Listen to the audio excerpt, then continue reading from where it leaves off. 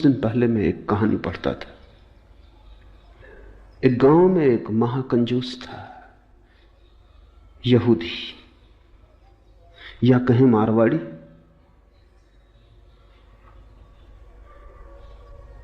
उसने कभी एक पैसा दान न दिया। गांव में भिखारी भी उसके घर की तरफ नहीं जाते थे। अगर कोई नया भिखारी उसके घर की तरफ जाता तो लोग समझ जाते कि नया भिखारी। जिसको थोड़ा भी पता है वो कभी भीख मांगने उसके द्वार पर न जाएगा। उसने कभी दिया ही नहीं। वो भिखारी से भी कुछ छीन सकता था, देना उसकी आदत न थी। लेकिन एक दिन वो गांव के धर्मगुरु के द्वार पर पहुंचा, यहूदी धर्मगुरु, और उसने कहा कि आज मेरे लिए कुछ प्रार्थना करनी होगी।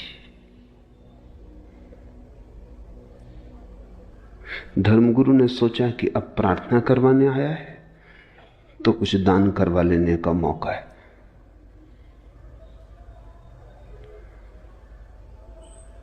लेकिन यहूदी कंजूस भी सोच विचार के ही आया था। पूछा धर्मगुरु ने क्या प्रार्थना करनी है। उस कंजूस ने कहा कि मेरी पत्नी बीमार पड़ी है, मर जाए, ये प्रार्थना करनी। धर्मगुरु ने कहा दान क्या दोगे। उस कंजूस ने कहा कि जीवन अगर मांगता तब तो दान मांगना उचित भी था। मौत मांग रहा हूं, इसके लिए भी दान देना पड़ेगा। कुछ तो संकोच करो। वो मौत मांगते संकोच नहीं कर रहा है। कुछ तो थोड़ा ख्याल करो, कुछ तो दया करो। धर्मगुरु ने देखा कि इतना आसान नहीं है मामला। उसने कहा कुछ भी हो, मौत हो कि जीवन हो, प्रार्थना तो तभी हम करेंगे जब कुछ दान हो। तो उसने कहा अच्छा 1 रुपया दे देंगे। बहुत धर्मगुरु ने जोर डाला तो उसने कहा 2 रुपया दे देंगे। ऐसे कुछ बात बनती ना दिखी तो धर्मगुरु ने कहा सुनो, मौत की प्रार्थना की नहीं जा सकती।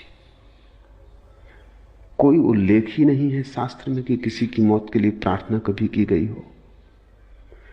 परमात्मा से लोग जीवन की प्रार्थना करते हैं, मौत की नहीं। तुम मुझे क्षमा करो, ये काम मुझसे ना हो सकेगा। धर्मगुरु ने कहा छोड़ो भी ये बातें कानूनी, 5 रुपए दे सकता हूं। धर्मगुरु बोला कि नहीं, ये हो ही नहीं सकता। प्रार्थना तो जीवन की ही हो सकती है, लेकिन एक तरकीब तुम्हें मैं बता देता हूं, क्योंकि कानून में सब जगह तरकीब तो होती ही है।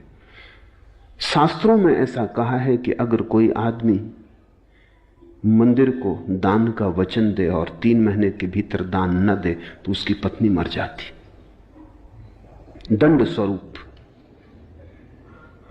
तो तुम दान की घोषणा कर दो, देने की तो कोई जरूरत ही नहीं है, पत्नी 3 महीने के भीतर मर जाएगी। तो उस महाकंजूस ने कहा जब देना ही नहीं है तो उसने कहा तब ठीक है, तब 1 लाख रुपया दान दे देंगे। जब देना ही नहीं है, धर्मगुरु ने कहा जब देना ही नहीं तो क्या लाख, क्या 10 लाख, अरे 10 लाख ही कह दो। थोड़ा सा खुशाया, क्योंकि कल्पना में भी देना कष्टकर मालूम होता है। उसने कहा 10 लाख ज्यादा हो जाएंगे। पर धर्मगुरु ने कहा जब देना ही नहीं है तो जैसा एक वैसा 10 लाख। वो बड़े बेमन से राजी हुआ, लौट गया घर। पत्नी मरी तो नहीं, बीमार थी, ठीक हो गई।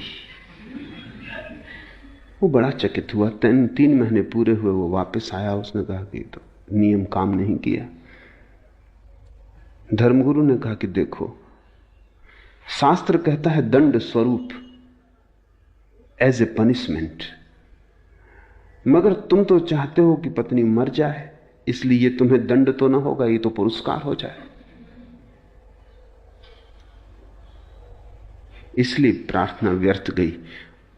अगर तुम सच में ही चाहते हो पत्नी मर जाए, तुम अब ऐसा करो कि जाके बाजार से कुछ हीरे जवाहरात खरीदो, कुछ सुंदर साड़ियां खरीदो, पत्नी को भेंट करो,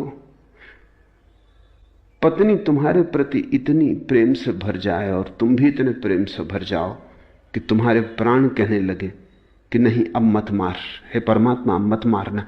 तब वो मारेगा, तभी तो दंड हो सकता, नहीं तो नियम। ये बात जची।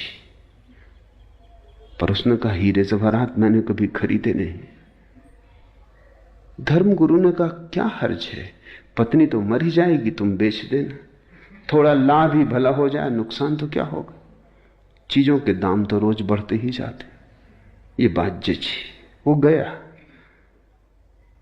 उसने हीरे जवाहरात खरीदे, साड़ियां खरीदी बहुमूल्य, कभी खरीद के घर लाया न था। पत्नी तो हैरान हो गई कि इसमें ऐसा रूपांतरण हुआ।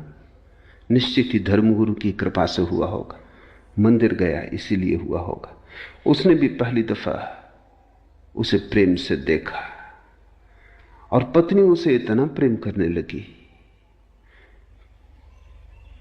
कि उस कंजूस को भी पहली दफा एहसास हुआ कि पत्नी तो बड़ी अनूठी है, मैं नाहक ही इसके मरने की प्रार्थना करता था। तो वो डरा। अब उसके मन में यह होने लगा कि कहीं मर ना जाए। और 3 महीने करीब होने के पास आ रहे थे और पत्नी बीमार पड़ गई, तो घबराया हुआ पहुंचा धर्मगुरु के पास। उसने कहा ये तो मुसीबत हो गई, नियम काम करता मालूम पड़ रहा है, पत्नी बीमार पड़ गई, अब कैसे बचाएं उसे। धर्मगुरु ने कहा कि वो जो 10 लाख दान दिया था वो दान दे दो, अब तो बचने का और कोई उपाय नहीं।